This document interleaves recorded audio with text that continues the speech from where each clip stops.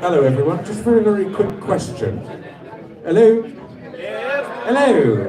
Hello. Is anybody driving back to Birmingham after the gig this evening tonight? Is anybody kind of not drinking and driving back home? We have a hand up there. I'm wondering whether you would be willing to give our VJ Leon a lift back, because he's got to get back to Birmingham to leave from Edinburgh tomorrow, and the trains are cancelled to Coventry, and it looks likely that he won't be able to get to Coventry in time to get a train. Would that be all right? You are awesome. And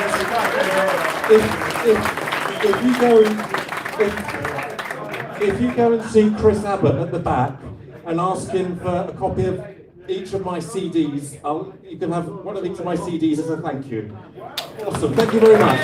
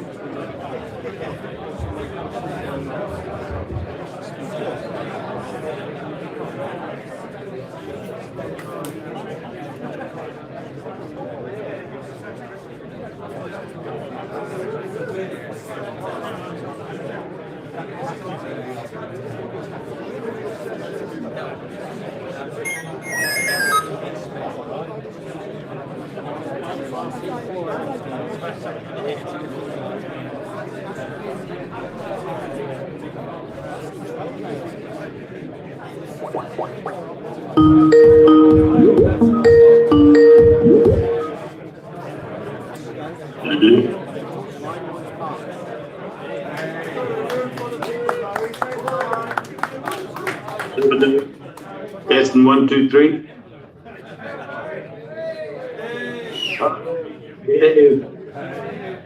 So, give us 5 minutes, yeah, and then we'll pull you in, yeah? So everything's working. Okay. Go, Barry. Sweet. Right.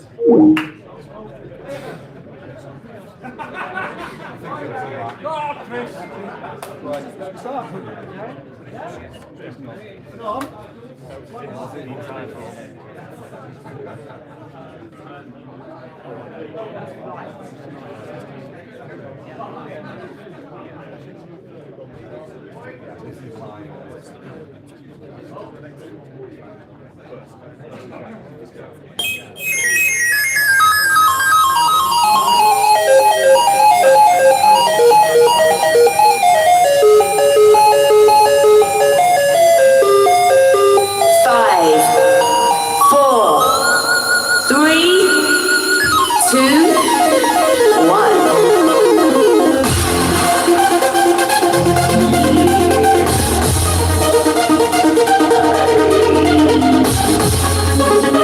Thank you.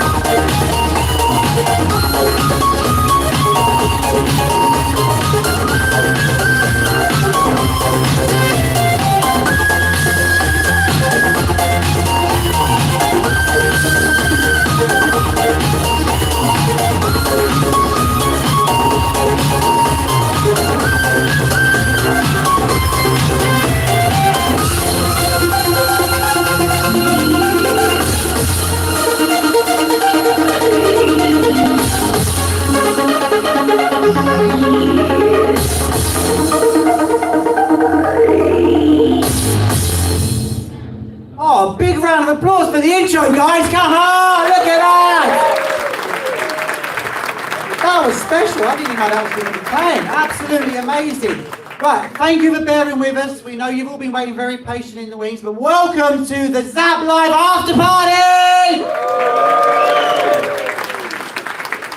We have got a really special evening for you, which is full of amazing musicians today. We're going to be kicking things off with a really intimate Q&A with some great friends of ours, and then we'll be having lots of people performing, well, 2 or 3 people performing on stage for you all evening. So have a good time. Get your drinks in early. You don't want to miss any of this. I'm going to introduce Kens, who's going to be doing our panel. So a big round of applause for our panel, please.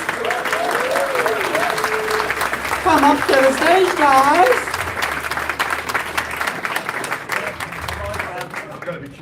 And we've got a very special guest.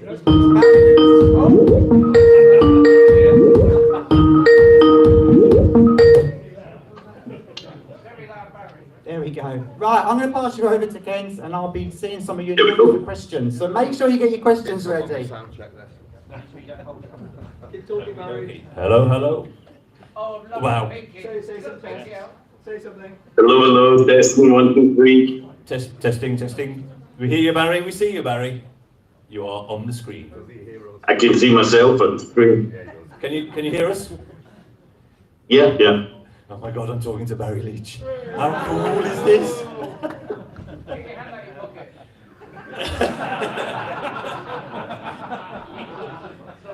Oh my God.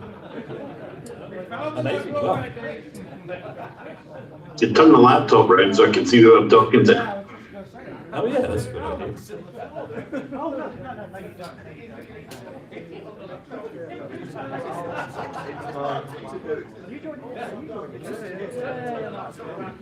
Okay, we'll just turn the laptop around. Move to the left. Okay, stay away from the speaker, Kens. The speaker will explode.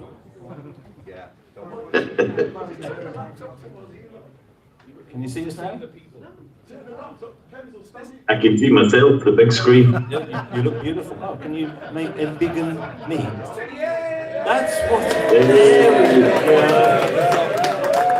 Aim it down a little bit. There we go. You see, UK calling. There we are. Perfect. Hello, everybody. Look at all these beautiful people here. Right then, shall I? Good to see you. Introduce the panel. So we've got an AI version of Barry Leitch, sort of CG Barry there. We have Mr. Madfiddler, Mark Knight has joined. Hello. Has joined, Bloody hell. Has joined the chat somehow. So we've got the two brothers, By name only. Mike Clarke And Mr. Pete Clarke, Hello, good evening. Pete C64, Mr. Jason Leitch, Hello. another Jason. Who's this guy? Who is this? Hi. Mysterious figure at the end. Mr. Jon Hare from Sensible Software. Hi. That Hello. kind of rhymes and things. Okay, so shall I start it off with some opening question? Stand by. Which I need to look because I can't remember words. Literally, it was my birthday yesterday, so I'm even older than I was. In fact, I don't even know what my phone login number is. God, come on, kids. 64128.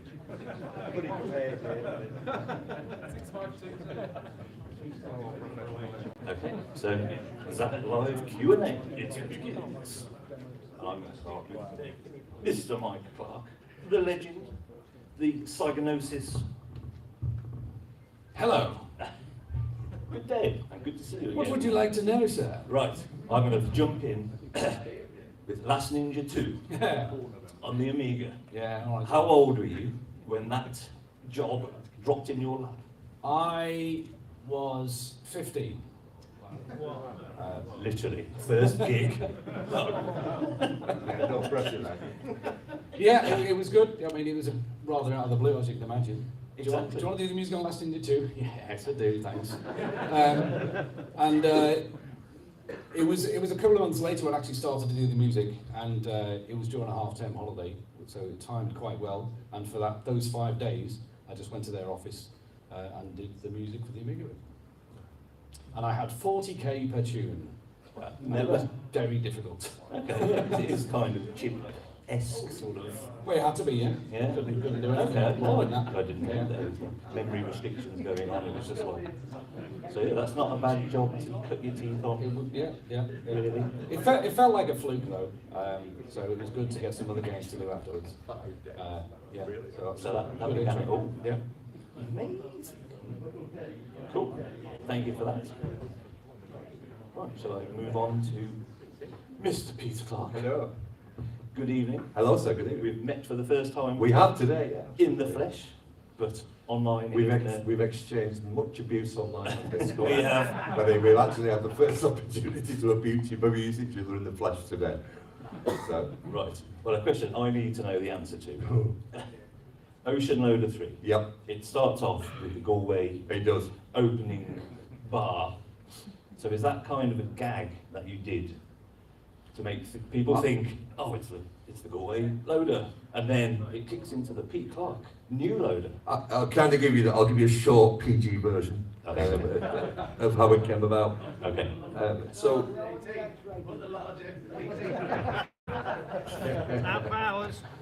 when I said kind of into Ocean, I ended up, I think, uniquely working in the same room as Martin Galway. The two of us in the one room in what was known as the fish tank. And the relationship didn't kind of gel smoothly at the beginning that much. Martin was probably 18 or 19, I was 28. I was gigging in bands pretty much every weekend. Martin kind of had the, super music programmer label on him. And I don't know if he was maybe a little bit intimidated by the kind of gigging musician that was kind of sat in there maybe. I can't say for sure, but it didn't actually just drop into gear and become super friendly. And there was a little bit of kind of criticism behind the things that went on. And I thought, right, I'm 28, he's 19, I can't really grab this guy by the throat and put him up against the wall and say, buck it in. So the strategy basically was at home in secret, I would take what was his best known piece of music at that time and I would do something with it. And so there was always an intent for that to begin as Ocean Loader, so that the listener would go, oh, is Martin Galway produced another version of it? And then after about 50 seconds it goes, nah, it isn't. And had it not been good enough, in my humble opinion, it would never have seen the light of day. It was developed on Electrosound at home. And when I kind of decided that, okay, yeah, this holds water, I'll take it into work at Ocean and I'll bang it through the machine code driver. and it kind of got onto Slap Fight as its first featuring, and it hung around for 12 months, which, you know, I think kind of put the stamp of approval on it as a piece of music. The relationship with Martin improved over time. What I will say is that. But I think it was just a little bit of age difference, maybe some underlying insecurity somewhere that didn't need to be there. But yeah, it was definitely intended to sound like how it sounds in that first. I thought as much. Yeah. That's brilliant. Okay, I feel I've learned something today. Marvellous. Right, I'm going to move over to Jason Page. You sat there looking very worried, but don't worry. What? Wasn't me. No. I just want. Right, Uridium 2. That was me. Yeah. No. That's good. Thanks, Wiki. Next question. Yeah. So, what was it like doing the music for the sequel to such a massive game? Yeah, a bit scary. I mean, Any pressure? yeah, because it's a massive game. That's it. But you kind of just have to get on with it. There was a number of things I wanted to do. So there was in-game music, obviously, which I wasn't in the 64 one. And I wanted to make sure that we had sound effects as well. So the in-game music was only down to 2 channels, giving me 2 channels just for sound effects. So I wasn't going to cut into the music in a nasty way. So that was a big thing of trying to get 2 channels to sound like more, which is, if anyone knows about the 64, especially, that's always the challenge, is getting it to sound like it's doing more. Right. So yeah, half the channels to make sure I could have 2 for. It's a busy tune, so. Yeah, You yeah. said And then the intro, the main music. There was loading stuff, which was again I tried to do something that sounded like a C64 loader. Yes, very chippy. But that was generating waveforms in real time to do pulse waves and stuff like that. But the whole point there was to do let's do an ocean loader, So that was my only opportunity to get that. So I did that. And the in-game music, yeah, I was working with Richard Joseph a few years later. I took a year away from Graph Gold and went and did freelance with Richard for a year. And I was listening to a lot of his stuff, and it turns out he was listening to a lot of my stuff, which is how we ended up working together. So I was kind of getting a lot of inspiration from him for the title music itself. I don't remember how it was inspired, but there was a lot of us two kind of batting ideas back and forth between us. Fantastic. Brilliant. Okay, thank you for that. Right then. Mr. Jon Hare. Let's see what I've got in my little box of... Be afraid. It's the red mic. It is, that's it. I've got some sex, drugs and rock and roll questions if we want to talk about that. So, was it last year I reunited you with the soundtrack to the game? Sex, drugs and rock and roll? Sex, drugs and rock and roll. I listen to that about once a year and go, well, it was really fucking good, and it's really sad we couldn't get it out. Jason's talking about Richard. In fact, I'm sitting in this panel thinking, I'm lucky because I'm just a songwriter guy who does stuff I enjoy, but I work with Martin and Richard. Martin Goy, Richard Joseph are 2 of the geniuses from our industry, and I've been lucky enough to for them to do all the work to make it sound great on a computer. So yeah, and Richard, by the time we got to that game, Sex, Drugs and Rock and Roll, we were just writing, I was just writing tracks.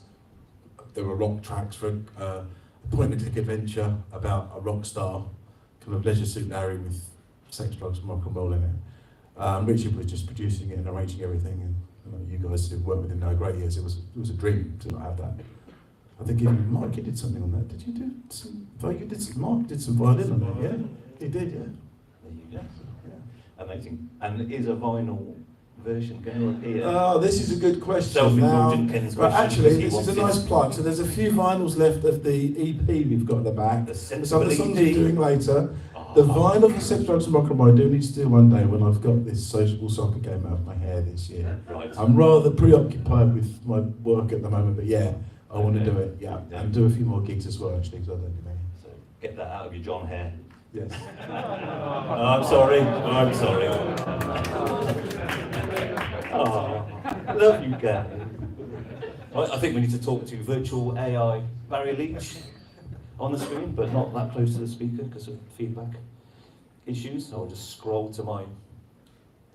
Although I think I asked Barry about the Marauder soundtrack on the Commodore 64 the last time we spoke. So that tune, can you hear me, Barry? Yeah. Yeah. So Marauder it was like a eureka sort of Sid moment for you? Do you think that was, because that soundtrack was, well, self-indulgent Ken's going on. You were cutting out a wee bit there, but Sorry. I mean, Yeah, just tell us Marauder about was Marauder. was my lucky break. Yes. I mean, after it got slaughtered, my buddy started making a game, so I got to write the soundtrack. And at the time, I mean, you had Rob was borrowed heavily from Larry Fast. Galway was taking complete Jean-Michel Jarre pieces. Yes. Ben was doing taking little bits from Warlord levels and stuff. I thought, you know what, I'm just gonna borrow stuff from a piece of existing music that I really like. Created this big long piece out of it, dragged it out for like 7 minutes or something. And it turned out that was a good move because the guys that liked it. No, it's a fantastic tune, and you've got a bit of John Carpenter in there, a bit of Assault on Precinct 13, which just made my life, basically, to hear that on the Sid. Yeah, I'm sorry, you're cutting out pretty bad there. Oh, sorry, Barry. John Carpenter in Marauder. Yeah, I love John Carpenter stuff. I mean, great composer, huge influence. Magic. Okay. So we've spoken to each musician. Do we want any questions from the? Oh, I literally haven't. Spoken to the musicians. We just literally sat down and it's like, oh, take a seat there. It wasn't me. Yeah, no, it's fine before when we all spoke. But yeah, so anyone just knock a bit of gain off his mic. I'll do something that I can. About 50%. We're going to twiddle some knobs. No, we're still getting feedback. How's yours? It's a beautiful thing. Yeah. Is it me? If you could come back here. Okay, I'm right over. There you go. Oh, there we go. Feedback problem solved. Yeah, that's actually better. Okay. There we go. Well, that's our soundtrack's completely buggered now, so we're going to have to do it all over again after this. Sorry, I was a late minute. Chris, I saw Chris and I said, so you've got this panel with all these musicians, all these Amiga musicians on it, and C64 musicians. He said, yeah. And I went, hello. He said, oh, well, I didn't think you want to do it. I said, well, I've never done one before. I'll try not to swear, so here we are. And of course, you won't have any questions for me. Not at all, so I'll just pull something out of my fur-lined box, as Boz would say. Yeah. So, Mark Clarke, Madfiddler. So, your Amiga origins, tell us a bit more about your chiptune Oh my, yeah, well, for the... the story was getting a Commodore 64, hearing music by some of these guys here, and just getting completely turned on by the sound, and finding my way into the demo scene, doing loads of tunes for the cracks of the games that these guys wrote the music for. Indeed, actually. I got my first proper work was Wing Commander on the Amiga, which I did freelance, and they offered me a job based on that work. And my first week at Mindscape, they released a game called Moonstone, which Richard Joseph wrote the music to. Flipping great game. So anyway, I walked in the office and it's like, why are they playing my music in the producer's room? And it turned out they released the game, they downloaded the cracked version off of BBS, and it had my music on the crack. So I'm going to exit this room very, very, very quietly and not say a word. And it was only a few weeks after that I retired from the demo scene, thinking I can't be doing music for games and then also doing music for the cracks for the games. And that was it. But it was lucky, you know. I was filling out my application form for management training at Sainsbury's when Mindscape phoned me up and said, would you like to do Wing Commander? And I just went, duh. and that was it. Yeah. So there we go. Fantastic. Thank you, Mark. Well, I think we were going to cut to the audience for some questions. I'll pass you on to Faith. Gotta have things. Hands. Can I see hands? Can I see hands?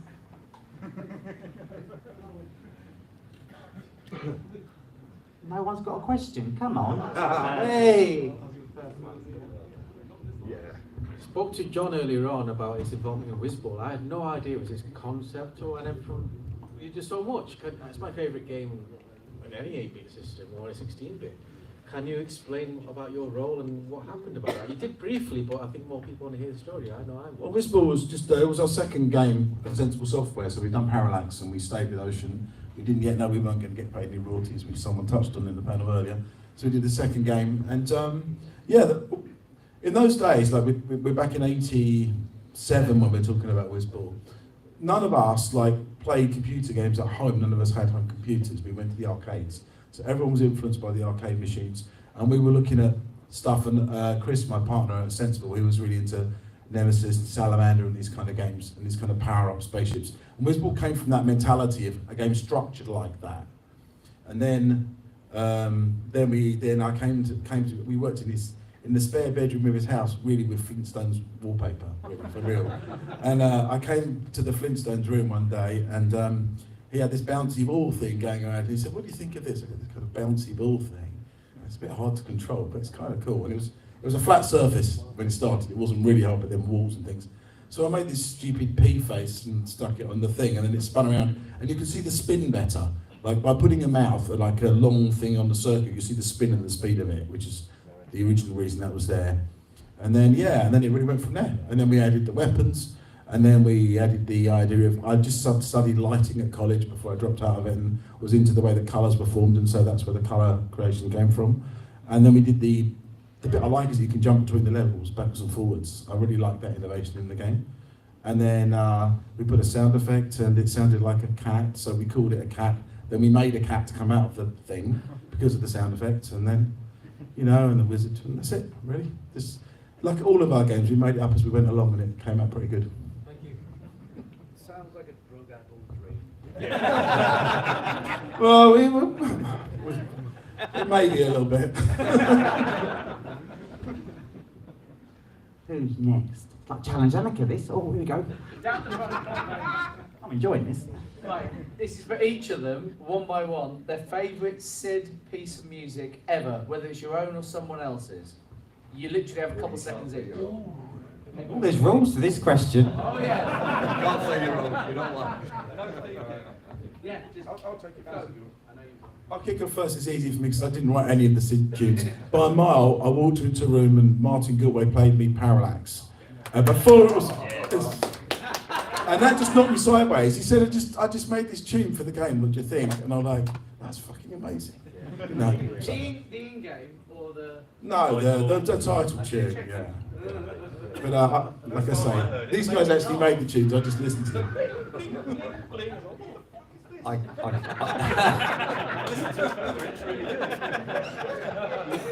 could probably just go for a really obvious one, but it's probably the second one that I was really impressed with by Rob Hubbard. The first one I heard was Thing on a String, which is amazing. The second one was Monty on the Run, which was amazing in capital letters. It was just, at the time as well, there was nothing else like it. And yeah, that kind of stuck with me. And it's one of those tracks you can remember all the way through, just in your head even now. Will Mark remember it later? That's it. You've got to play it backwards this time. With the other hand. Yeah, 100%. I've kind of got a different perception of Parallax, and for anybody who was in the Q&A, the Ocean Q&A earlier, I'm going to repeat, and forgive me for repeating it, something I said earlier. Quite early on after work, kind of moving into the Fishbowl with Martin, working in the same room, he was developing the music for Parallax. And unfortunately what happened to me was I got to hear about 150 times a day in an 8-hour shift. So you can probably imagine that my perception of the tune is maybe just slightly different. Going home on the train from Manchester to Wigan going... I'm exaggerating slightly, obviously. There's quite a lot of classical music in my kind of growing up years, especially kind of the doing homework years of listening to Beethoven and Mozart and stuff. And so quite a lot of stuff that you're on Telro, for me, appeals to me melodically and from chord structures and that point of view. I don't know whether I can actually take one tune and go, yeah, that one's my favourite. There's probably about 3 or 4 or 5 of them where you go, I love Rubicon, I love Sabinoid too.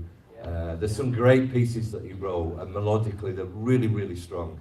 And that just happens to appeal to me. So that's kind of where, you know, that's kind of where it blows my sphere. So, you know, kind of, yeah, definitely that department. Go on, Mike.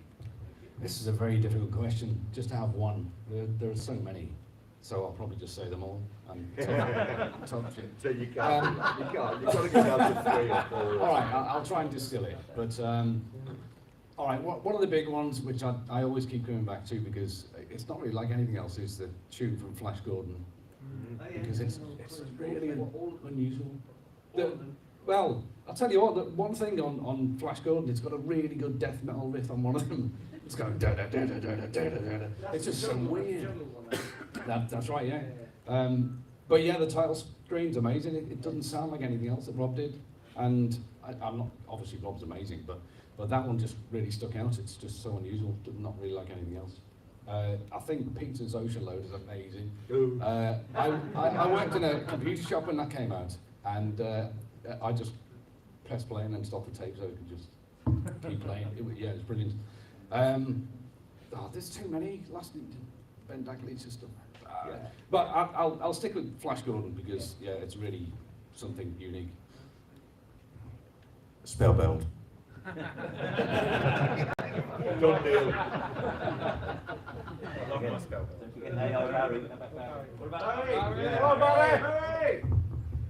Spellbound. Has to be Spellbound.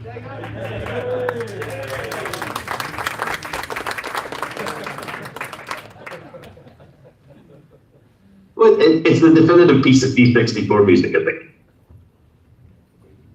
It's so technically brilliant and musically superb. Can't be topped. That's the last encore album you'll be on, Leitch.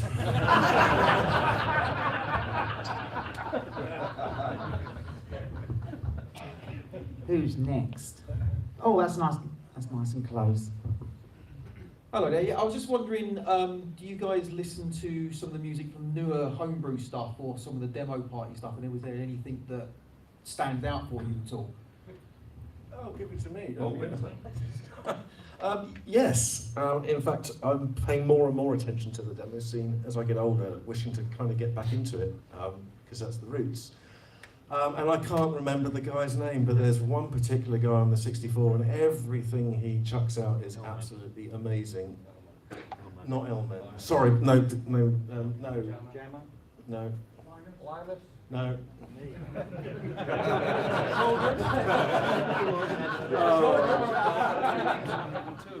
I think it's 3 letters. TDK. No! I was shit on the 64.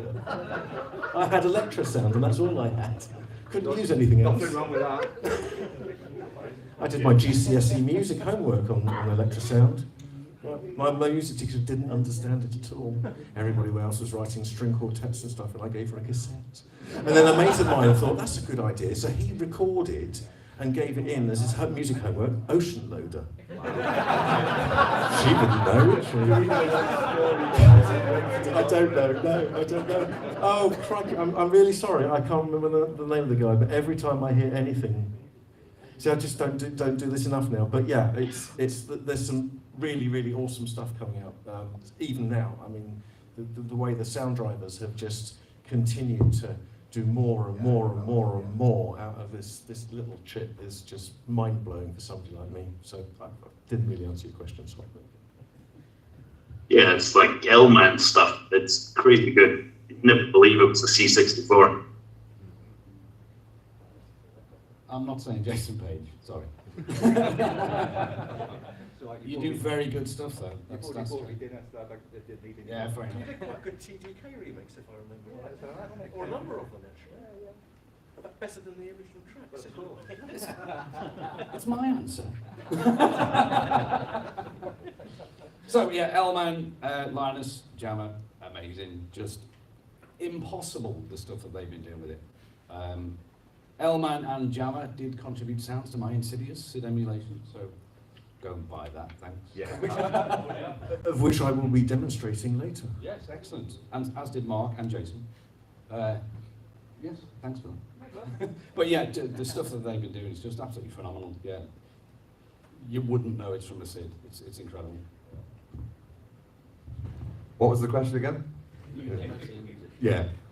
So thanks to, I'll just throw a couple of names in, which I'm sure lots and lots of you in the room will be familiar. So thanks to Slagon and Ziona. They kind of plugged me really around about 2012, 13, really plugged me back into the demo scene.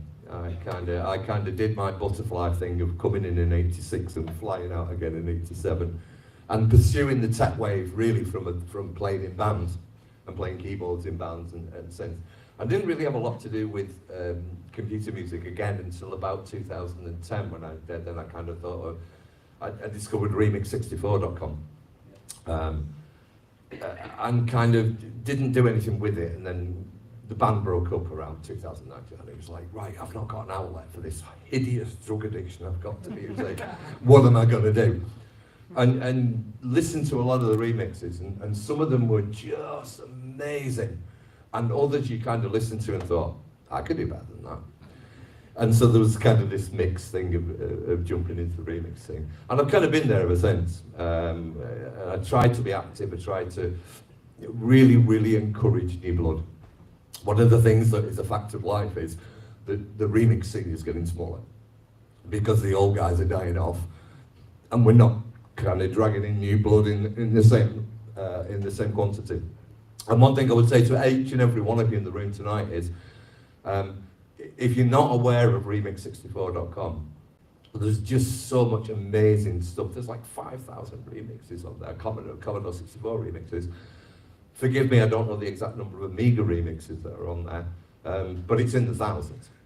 And if you just want to hear different reimaginings, inventions, twists and turns on those tunes that you remember with 3 voices or 4 voices, depending on which particular computer was your kind of your favourite. There's some amazing interpretations on there to look at. And we need people to repopulate the scene. It's a dying population. So if you don't know about it, remix64.com, go and have a look. There's some amazing stuff on there. Which I mean, you literally just go on there, listen to them, download them, and there's some great stuff on there. So yes, I'm plugged into kind of the modern demo scene.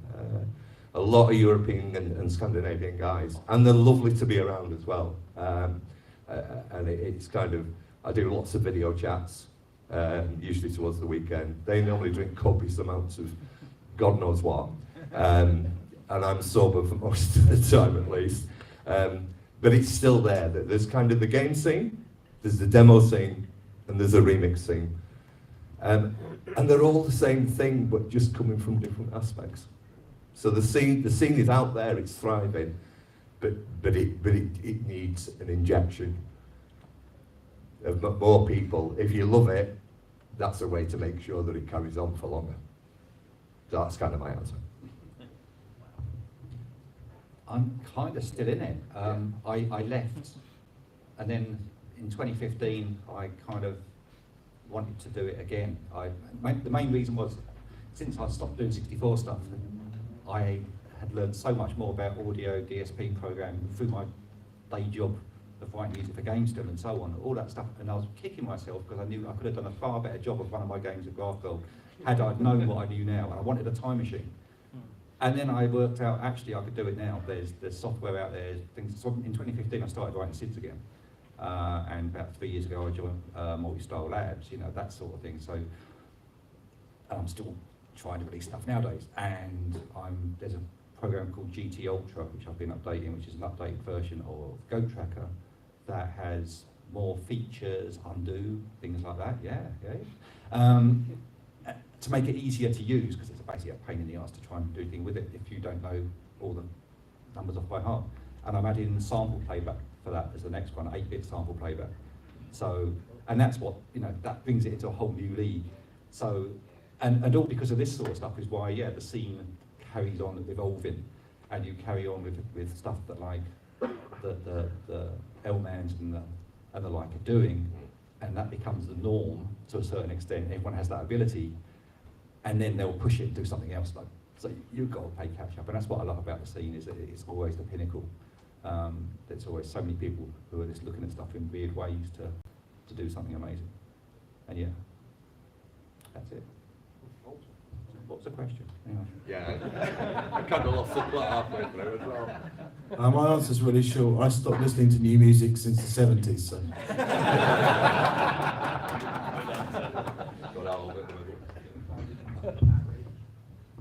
Barry Leitch.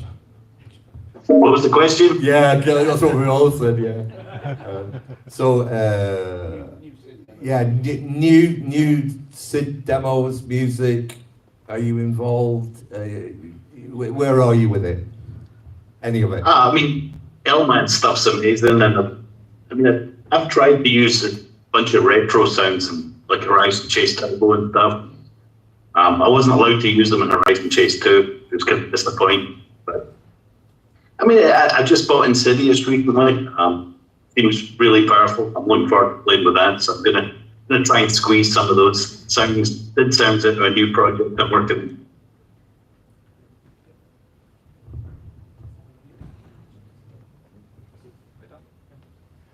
Right, unfortunately, that's our time up. So we have a massive round of applause for these amazing people.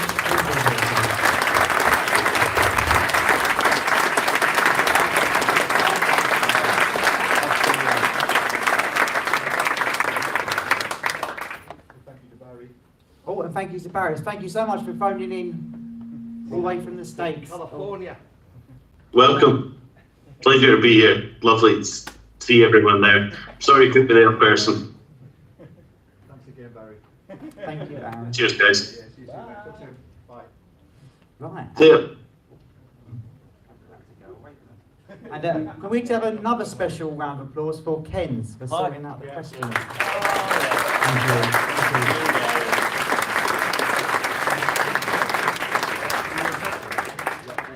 Well, if that wasn't an amazing way to kick this off, we now have a certain Mr. Hare who's going to play a set. Is he ready? He's getting ready. So if you want to quickly grab a quick drink, if you want to, get a quick toilet, but be back really quick because we've got to get going because the time's going. So very, very, very quickly get back and we're going to get on with our live music.